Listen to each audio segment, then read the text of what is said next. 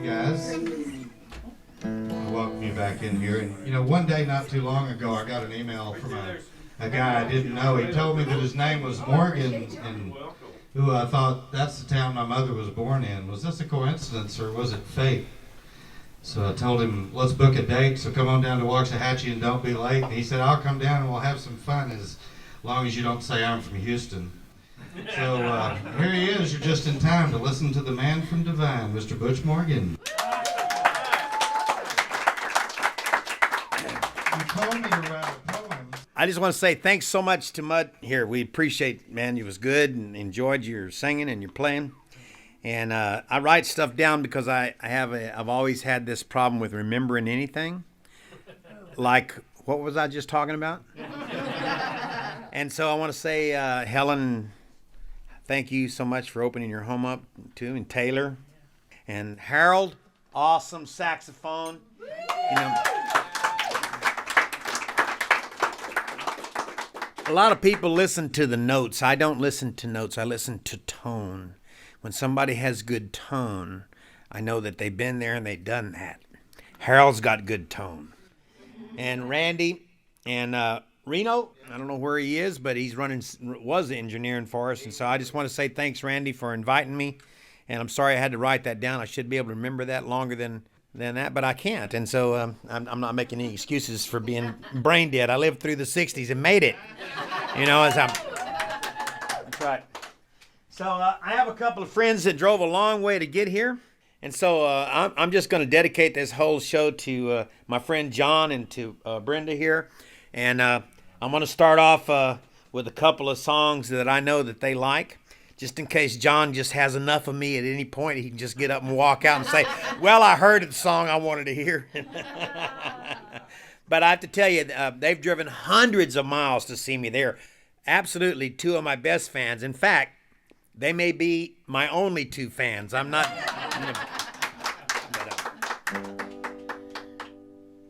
So this song is about my grandfather, Grover Cleveland Morgan, and he was born in Madison County, and he lived there his whole life. Except he moved to Oklahoma once during the Depression to try to find some work. Of course, there was nothing up there to do either.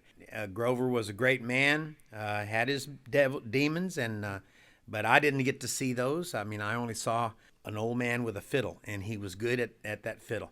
And, well, he wasn't that good at the fiddle. But he, let's say this, he enjoyed the fiddle. He was really a good guitar player, and he was excellent at that, but he didn't enjoy it much. And so he taught my dad a few chords to play along so he could play the fiddle badly with my dad. And so, but that was the first music that I ever heard. And I just remember the stories were in Madisonville, Texas, which is where he lived with Emma, his wife, my grandmother. And they would, one Saturday a month, usually the last Saturday of the month, they would take all the furniture. They had a big old house. It was barely a house, but it was a house. And they had a huge living room. So they would take all the furniture out of the living room and set it out in the yard.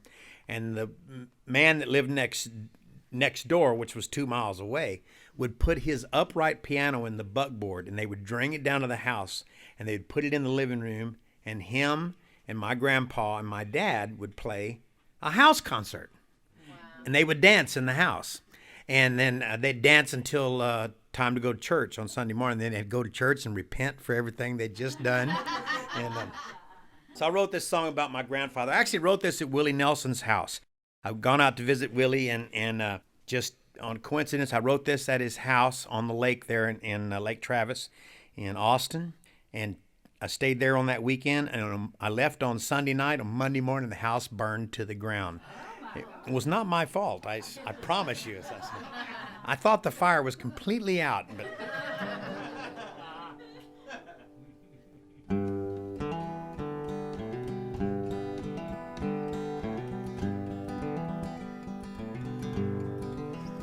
Well, he was just an old man, content to live his life, singing his songs to his grandkids.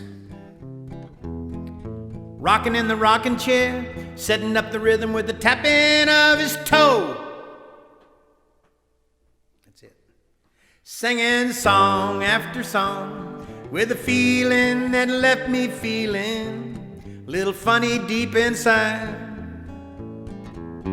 Well, I lost a great grandpa in the world, lost a great man when he died. And as a kid, he was my idol. As a man, he is a goal. Now all I want to do is pick and sing.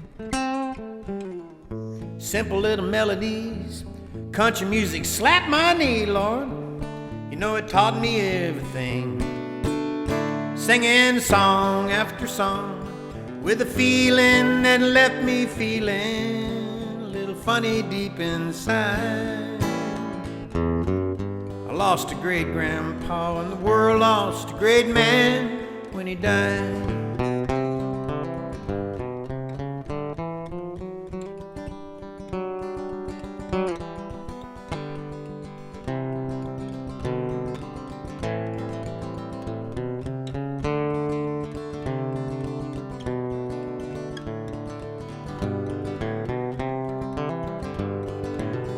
Yeah, he was just an old man, content to live his life singing his songs to his grandkids. Rocking in the rocking chair, setting up the rhythm with the tapping of his toe. Singing song after song with a feeling that left me feeling a little funny deep inside. I lost a great grandpa and the world lost a great man. I lost a great grandpa and the world lost a great man. I lost a great grandpa and the world lost a great man when he died. Oh, when he died. I miss you, Grover.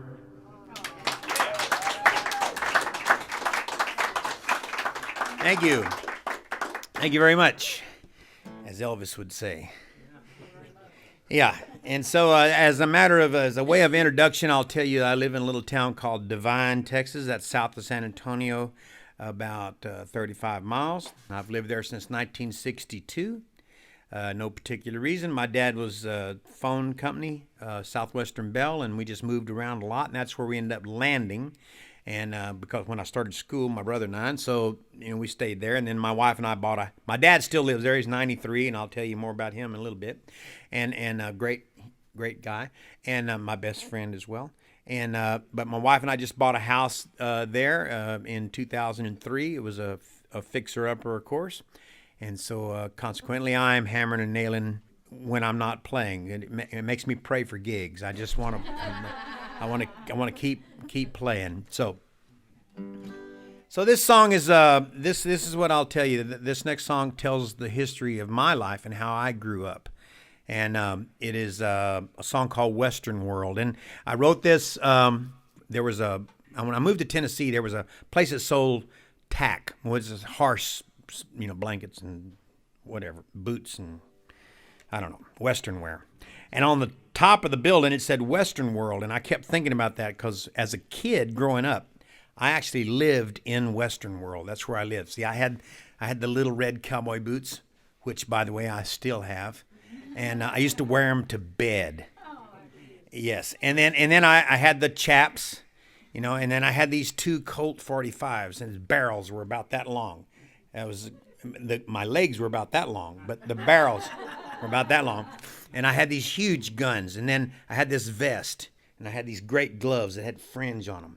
Then I had a tricycle, and I'd tied these cow horns to the front, and I would take off every morning, and I'd just ride off into the neighborhood, and I'd protect the neighborhood. And I'm here to say that nothing bad ever happened in my neighborhood.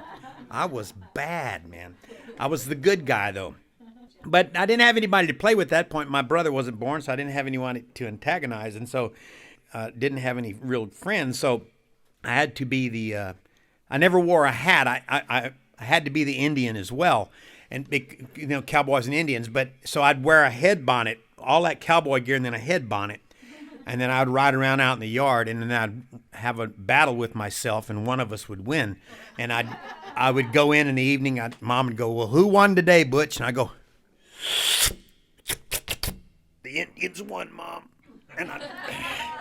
And I'd fall off the chair. So this song tells you about my life in Western world.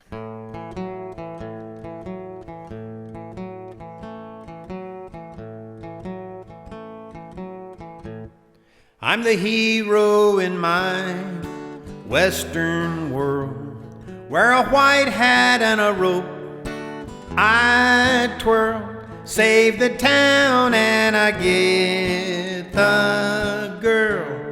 I'm the hero in my Western world. Now when I was a little kid, play cowboy is what I did, and I was quick on the draw. Fastest that you never saw. I like Gene and Hopalong, and the pioneers, they sang me songs. I rode around righting wrongs. I was a good guy all day long. I was the hero in my Western world, rode a white horse and a rope I'd twirl, save the town and I get the girl. I'm the hero in my Western world.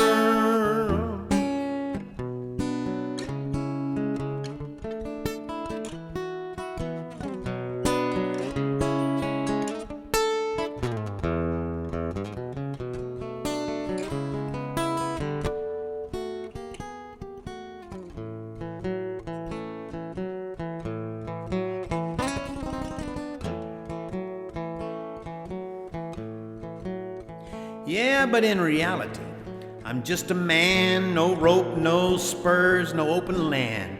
This is what I've come to know. Up is just the way you grow, and I'm still a cowboy deep inside. Long to saddle up and ride into some spaces open wide, with just this old guitar by my side. Be the hero in my Western world, ride a white horse and a rope I twirl, save the town and I get the girl. I'm the hero in my Western world. I'm the hero in my Western world. I'm the hero in my Western world. I'm the hero in my Western world. All right, everybody grab a note. Here we go. Ooh, doo, doo, doo, doo. You just keep that going. Ooh, doo, doo, doo, doo. Keep going now. Ooh, doo, doo, doo. Yeah, even though it was a really, really long time ago, I do remember it quite well. You see, it would be late in the evening, and I would be a long way from the house. But you know, I never did get so far away from the house that I couldn't hear my mama. In fact, technically, I ain't so sure you can get far enough away from your house that you can't hear your mama. Because I can actually hear my mama right now. She'd stand on the back porch and she would holler at me. And she'd say, Butch! Butch Morgan! And I would ignore her as long as I could until I knew it's going to be to my detriment. So finally I would have to answer, and I'd say, What, Mama? And she'd say, You get your tail in the house right now. Dinner's on the table. And I'd rack my little brain and try to think of some good excuse so I could stay out just a little bit longer, and finally I would say, Well, Mama, I have not rounded up all the bad guys yet. Then she'd say, Well, you hurry up and round 'em up and don't make me call you again. Dinner's getting cold. Then I'd say, oh, okay, Mama. Let me tie up my tricycle. I'll be right in.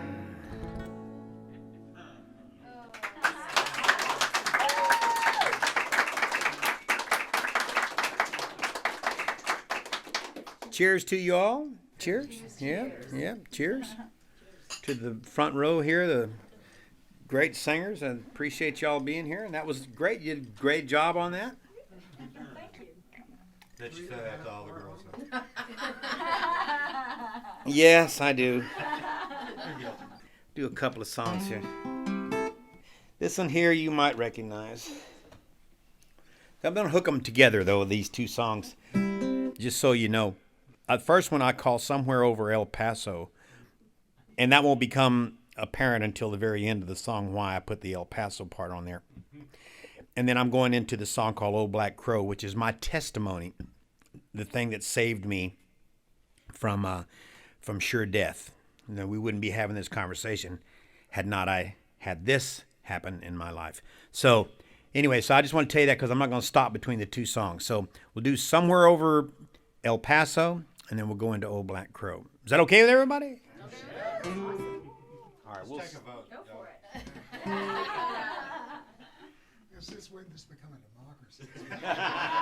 Butch is the king. Yeah, that's what I'm saying.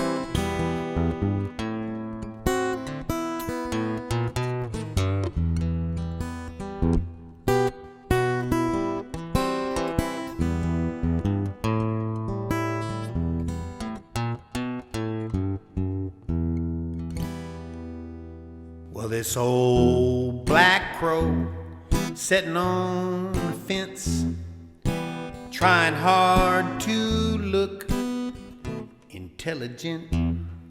A silly old crow, well, he acts like a fool, but he's lost his soul. He don't know that yet. Hey, old black crow, nobody likes you. Got a nasty squawk, you got a bad attitude. Mean old crow's got a one-way heart.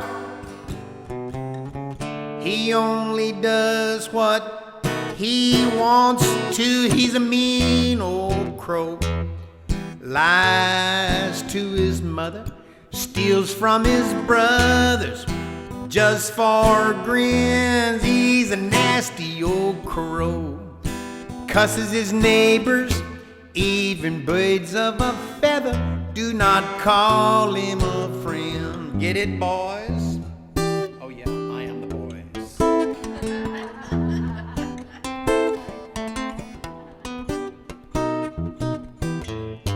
People are strange when you're a stranger.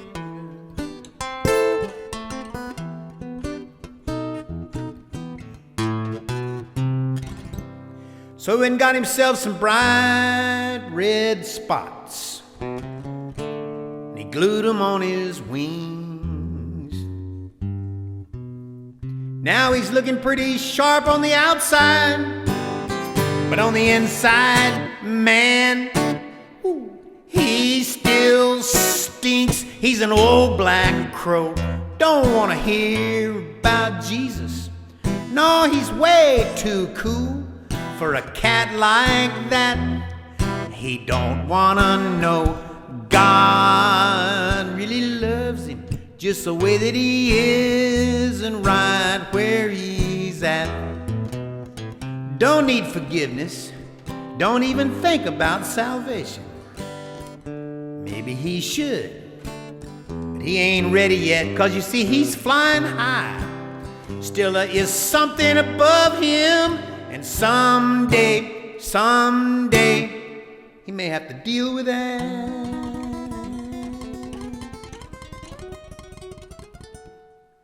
Well, this old black crow, man, he sure do look familiar. You know, he reminds me of someone I used to know. And I thank God daily, 'cause I can clearly remember when I used to be that old black crow. Huh.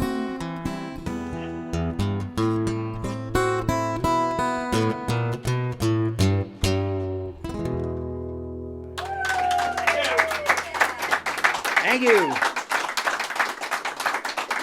Thanks. All right, I just got to say, this is a great sounding room, and what a great crowd. Thank you so much for coming out. You know, I'm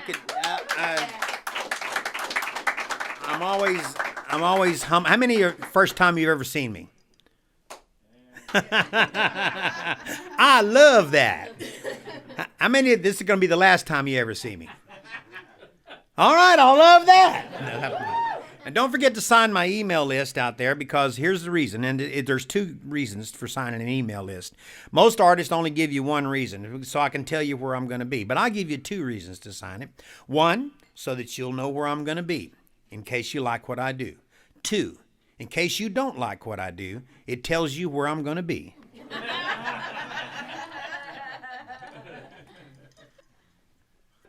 There's a tip jar there, and my 401k is suffering so desperately right now. And actually, all the money that I make in that tip jar, I'm going to give to my granddaughter. And she's 7 years old. I'm going to help put her through college. And I have to say that I started this little campaign 3 years ago, and because of the generosity of my legions of fans, I am now able to afford her first 37 minutes of college. Let's do it. As well as leaving this man some change, there's also one in the kitchen if you want to leave the house some money so we can keep these things going. Absolutely. No. All right, so my wife, one morning we were having coffee. I'm just making this up as we go here. The story's true, but the music is just happening as we do it. Anyway, we were standing there, and I was making my coffee, and she was looking gorgeous like she always does early in the morning. I don't know how she does that, but she does. She goes, honey, yes? I say yes. She goes, are you going to play me that song you wrote last night? I said, girl, I didn't write no song last night. She said, oh, yeah, you did. Kept me up all night. Something about blue. Mr. Blue, or...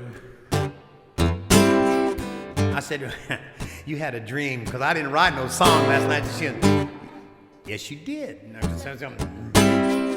I went into my office, and sure enough, laying there in my handwriting was the lyrics to this song that I'm fixing to sing for you right now. It's called Mr. Blue. Now, I don't know where it came from, but it's been a good song for me the last year and a half. I've had 3 different people record this song for me.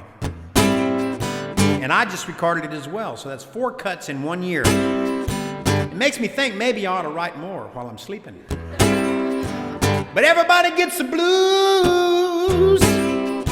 In this old world, will beat you up real good. You can focus on that if you want to. Nobody's going to tell you not to, you know what I'm saying?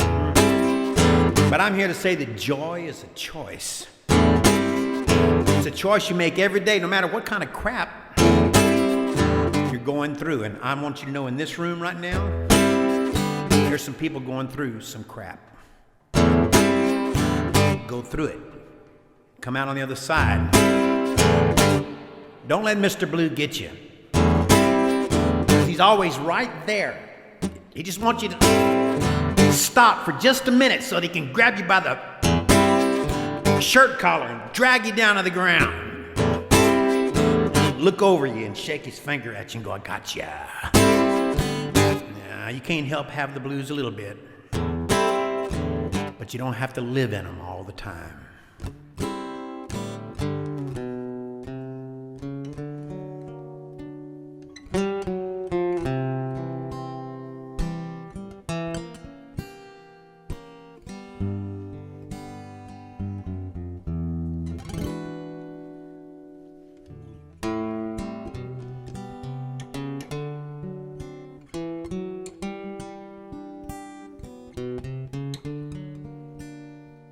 Said he's always right behind me, likes to follow me close.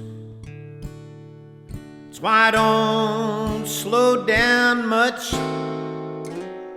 That's why I keep on the go. See, this is life as I knows it. No, it ain't nothing new. I'm staying one step in front of Mr. Blue. Now there's no need to look back, 'cause I know who it is. It's a friendly old pest who's been chasing me for years. In my life, I've had hard knocks, made bad choices, paid some dues. Still I've managed to stay one step in front of Mr. Blue. Now Mr. Blue, well, he's always there. You can have him anytime.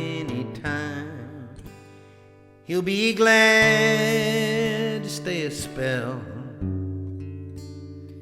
He'll be glad to rob you blind, take everything you want,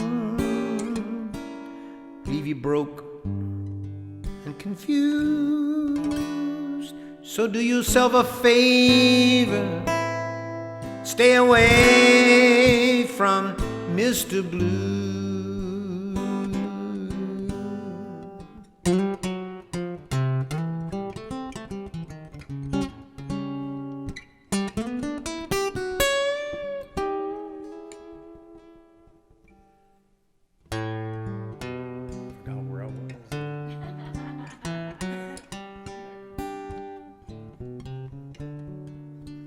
Now I don't have much to offer in the way of good advice,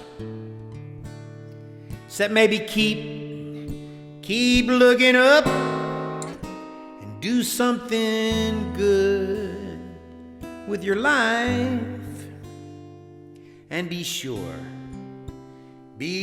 to wear your most comfortable shoes, so you can stay one step in front of Mr. Blue. Stay one step in front of Mr. Blue.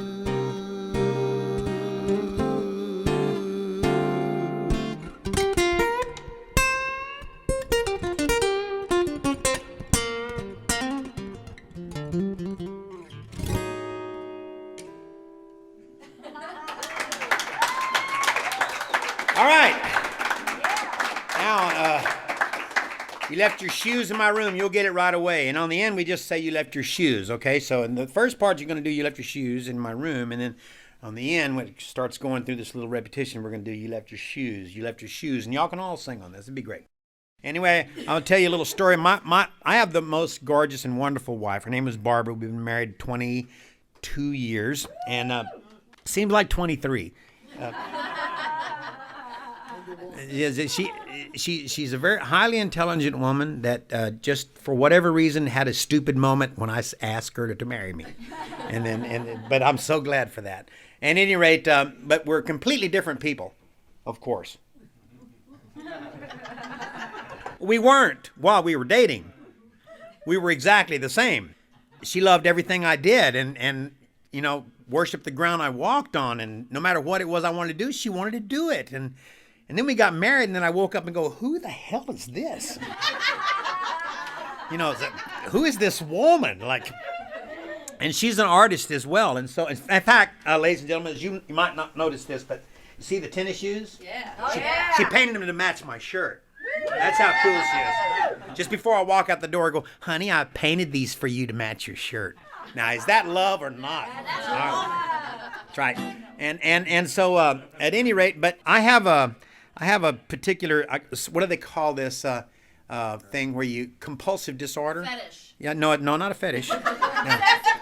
Well, I do have that too, but we're not talking about. Yeah, I obsessive compulsive disorder, and it manifests itself in different ways. And one of the ways for me is that I count everything, is that I start counting everything. Like I'll go somewhere and I'll be counting my steps as I go, and I'll suddenly find myself 1,007, 1,008. And I go, what the hell am I doing? And then I do a lot of strange things like that. But I like things at right angles too. So you notice I don't like, if this was like this, that would bug me. See, and if it was like this, that would bug me. It has to be like that. Yeah. And so I have one room in my house where everything is right. All of the things are in my closet are hung a certain way, and my shoes are there, and all my paper is at right angles, and my pencils are laying straight, and my desk is nice, and I don't know where anything is, but it looks good. Okay. My wife, on the other hand, is completely opposite. She lives in piles. She has piles of stuff. Okay, but she knows what's in the piles, and so she'll just walk past a pile, and she'll walk in and grab her wallet. She'll walk over another pile and grab her keys. You know, she knows exactly what's there, and I know not to mess with the piles because she knows what's in them. It's like a file. It's a pile cabinet. Okay. But I have one room in the house. We got, 8-room house. I got one room, a little room, and so she came in for a visit one day while I was in there. And when she left her shoes in my room, just laying there on the floor. And that was bad enough, except one of them was facing like this way, and the other one was like this over here. And so I understood, that I shouldn't mess with them because she knew where they were. I mean, it wasn't like it was an accident. That just happened to be where they were. And so I left them there, because I knew she'd be back to get them. 3 weeks. I swept around them and stuff. I just,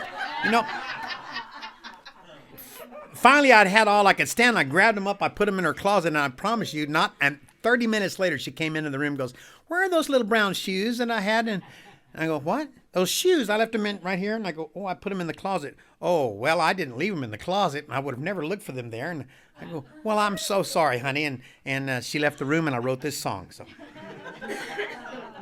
here we go. It's called "You Left Your Shoes in My Room." You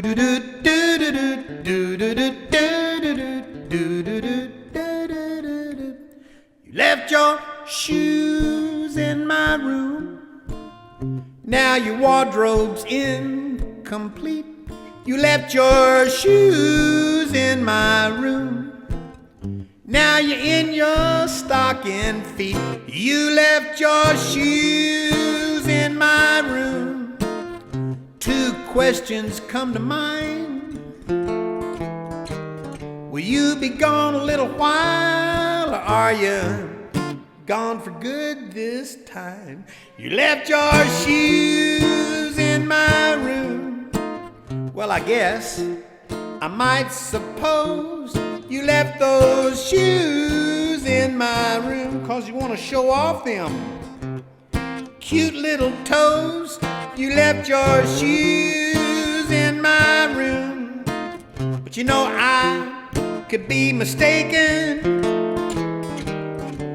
Maybe you just left so fast you just forgot to take them. Now, I know you're out there somewhere, girl, and that's what breaks my heart. 'Cause you ain't got no shoes. You might step on something sharp. Woo! Do do do do do do do do do do do do do.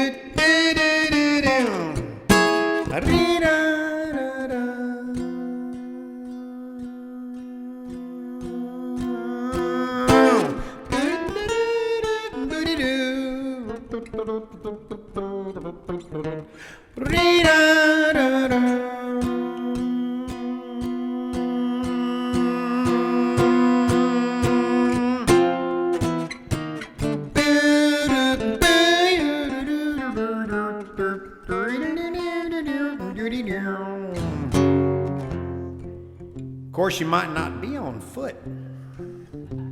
You could have caught a ride. You can't ride forever, girl. Someday got to step outside. When you do and your foot hits the ground, you're gonna realize, you're gonna say, "Whoa, my foot sure does feel strange out here on the pavement. My foot feels naked." I say, "Well, it is naked because you left your shoes in my room. Did you mean to share them? You left your shoes in my room. If those shoes still fit you, come home and wear them. You left your shoes in my room. And if the truth be told, the leather's fine, They both still shine, but they've lost a little. So you left your shoes.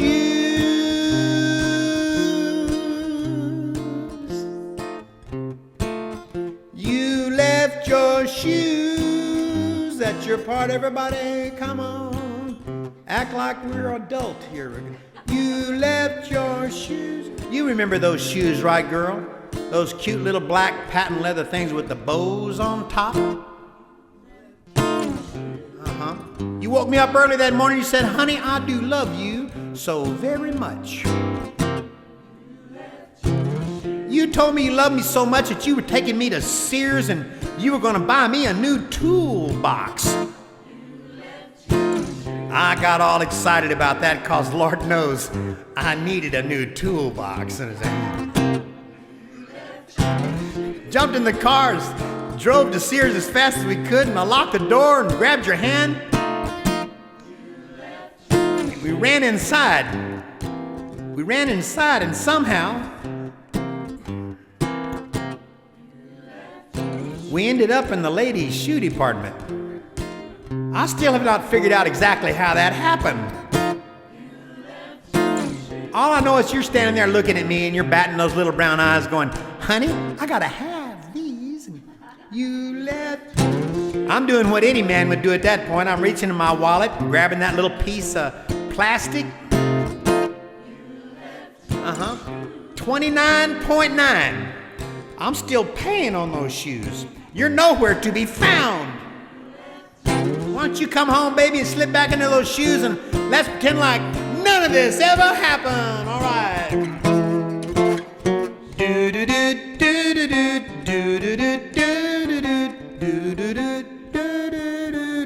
Shoes.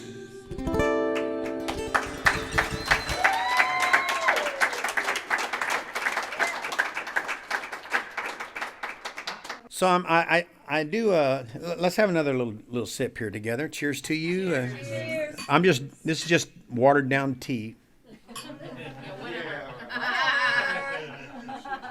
You don't know me well enough Glad to. you We're explained drinking that. Kool-Aid too. Yeah, I showed him where the liquor was in the house earlier. We're not going for this. Yeah. Bet, Dino. Looked like something out of the doctor's office. That's right. I have friends that live in Minnesota. Anybody ever been to Minnesota besides me? Okay. You ever been there in the winter? Yes, I was 7 months pregnant, snow up to my butt. Do you have any photos of that?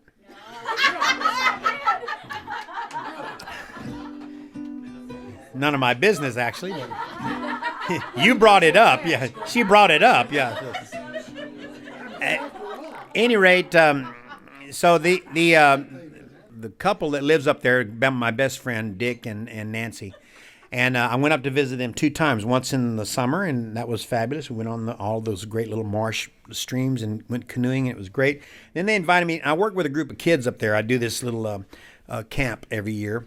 And so they wanted to go winter camping, and so they invited me to come up and do that. And I go, okay, why not? And so I go up, and they dress me up really nice, and they muckalucks and everything. We had nice tents. We went out in the snow, and we lived out there for 4 days. It was wonderful. It's 17 degrees below zero, right? And they were camping, but they were all having a great time. It was all right. How much time do I have here? I know I got the rest of the night, but I want to know how much more time I got this set. Okay, that's good. So I went up there for the winter, and then we went camping, and then we had the next day off, and we went out to the lake. And I'd been on that lake during the summer fishing, and it was a beautiful lake. And then I went there in the winter, and it was frozen over, okay? So it was perfectly good water, but now there were thousands of fishing cabins on the lake. Thousands of them. I'm not talking about 5 or 6. Thousands. And they were 20 by 20. They were huge. And beside every one of them was a 4-wheel drive Dodge truck and a generator parked outside on what just weeks before was perfectly good water. And I'm looking at the tonnage. I'm just looking, it just goes on forever. There are fishing huts everywhere. And I'm just thinking, my gosh, I don't care how thick that ice is. This is not good. But I mean, I'm from Texas, so I didn't really relate to it. But I went up and knocked on the door, one of those cabins. I wanted to see what was going on there, and knocked on the door, and the guy, yeah. And I said, come on in. I told him I wanted to see. And so I went in there. And so it was great. They had carpet down on the ice and a huge couch and some kids, a flat screen TV, some kids sitting there playing Nintendo. Okay. The generator outside. And I look over there and there's a woman cooking on a 4-burner gas stove, right? Cooking. Yeah. Okay, well, I don't have any trouble. I don't have any trouble with any of that. I understand they got to eat and stuff, and they got to keep the kids entertained. I'm okay with that. And so then I look over, and there's some guys sitting around a big hole in the ice about this big, and they're waiting. They're looking. What they do is they dim all the lights in the. They put a light under the ice, and then they dim all the lights in the room so they can see up, and then they watch for this shadow to come. And when the shadow starts, a walleye. They're looking for walleyes, and when the walleye comes, they'll just stick this thing down in the water and just jerk him up in the living room, and this kid will come over with a hammer and bam, hit the fish in the head with a hammer and just kill the fish right there. And then they go, ah, you know, they had this big thing. And so, you know, I'd not seen that before, but it's understandable. But then I just kind of glance over there, and there's a refrigerator. Wow. And I'm thinking, it's 17 degrees.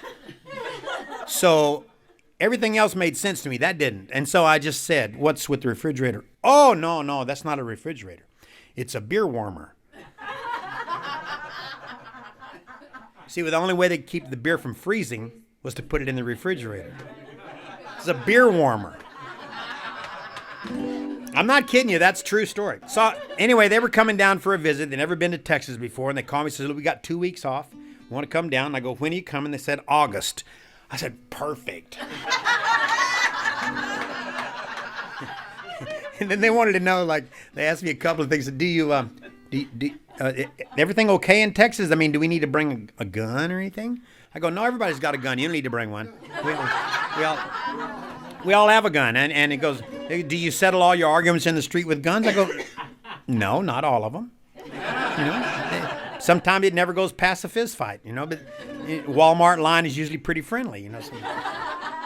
So anyway, I wrote this song for them because they were coming down and I wanted to let them know what was in Texas. So this song is called There's More in Texas. This is kind of a new song here.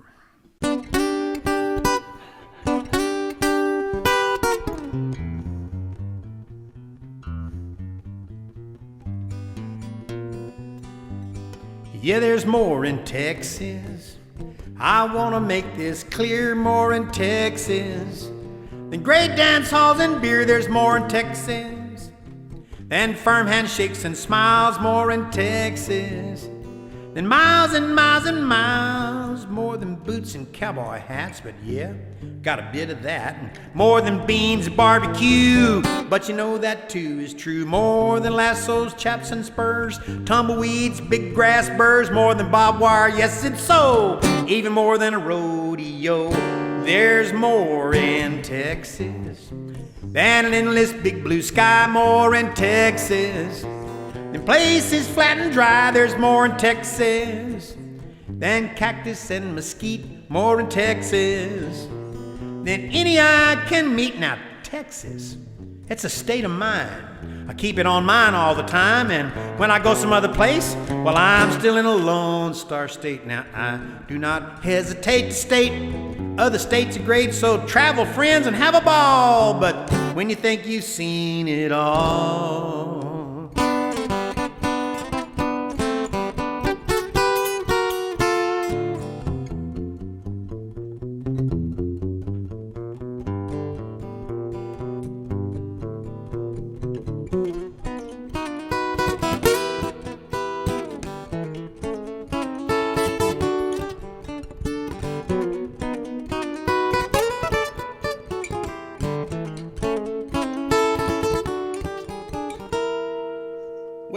potpourri of music can be found within the open lands, and though Bob Wills is still the king, much more here than western swing. There's polkas, blues, rock and roll, country western, bebop, soul, jazz, and Butch Morgan, if that's your thing, and lots of music we still can't name. There's more in Texas than a yippee-ki-yay, more in Texas.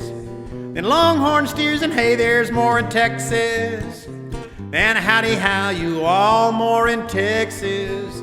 Just a long southern draw. It's people here in this place that really make this state so great. Come on down, set a spell. It won't take you long to tell. There's more in Texas.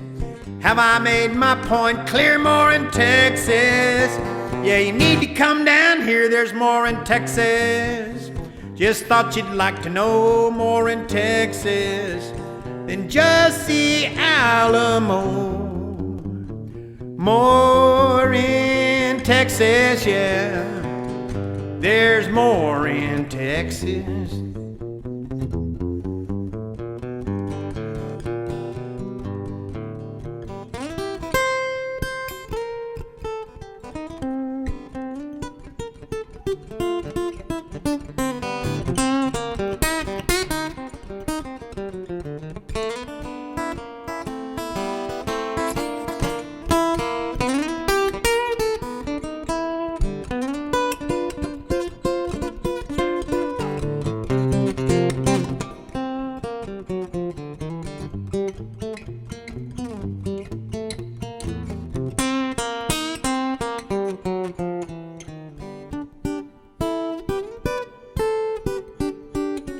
Yeehaw! Thank y'all very much. Be back.